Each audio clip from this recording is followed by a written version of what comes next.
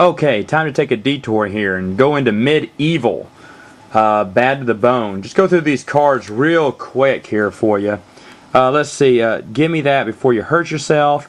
You can take a look at another player's hand and pay them a skeleton for each card you take. Of course, you can't have more than 3 cards. Normal rules apply with that, but wonderful card there.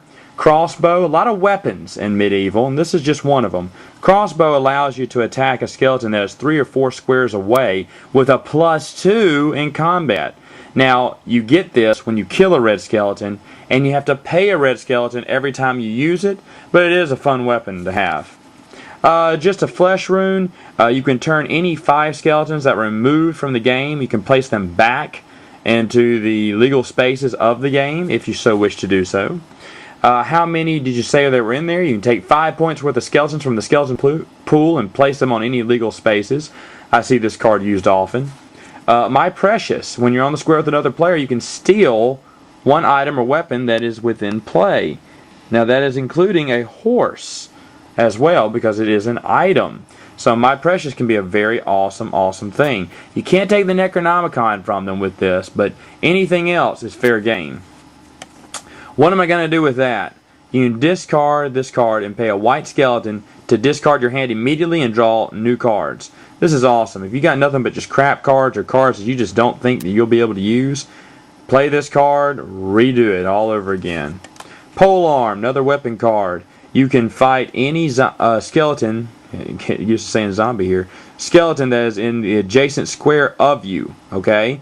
Now, if you lose a life while using it. If you don't roll a 4, 5, or 6, you're going to lose a life. But this is actually a really good card. This is one of my favorite weapons in the game. Catapult's another great weapon.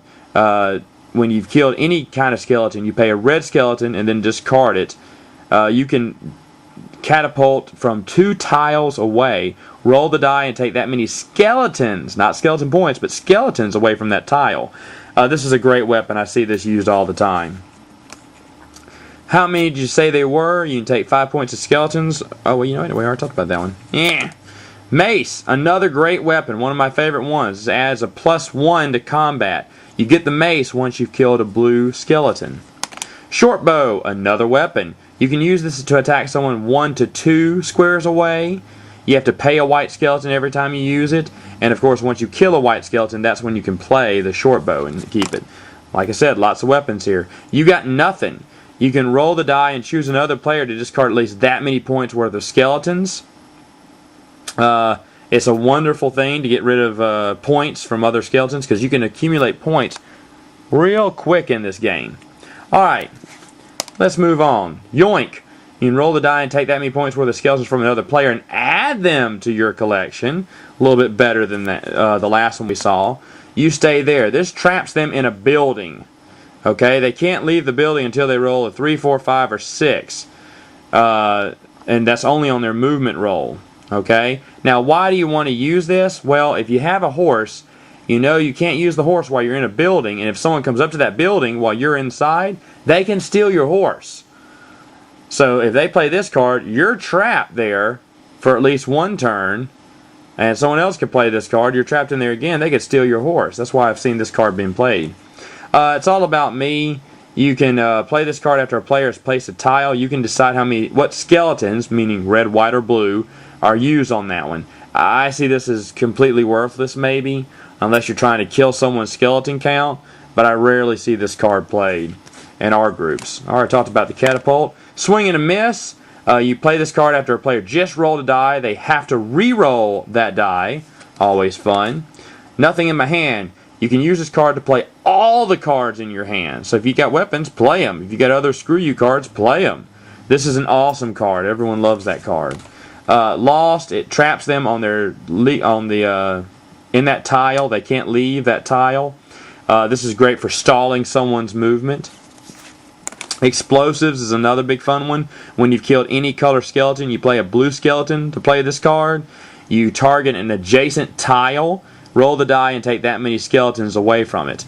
Now, if players are present on that tile, then they're going to lose 1 life as well. So this is a very interesting thing. You can target explosives where there's another player on that as well. this gets used quite often as well. They're all mine. You can play this card to skip your turn and take one skeleton from 2 other players. So this is not bad if you want to get some extra skeletons or steal some away from someone. The only thing is you could lose your turn. Now preferably, of course, you want blue skeletons so you can get up to 6 points worth of skeletons with this card.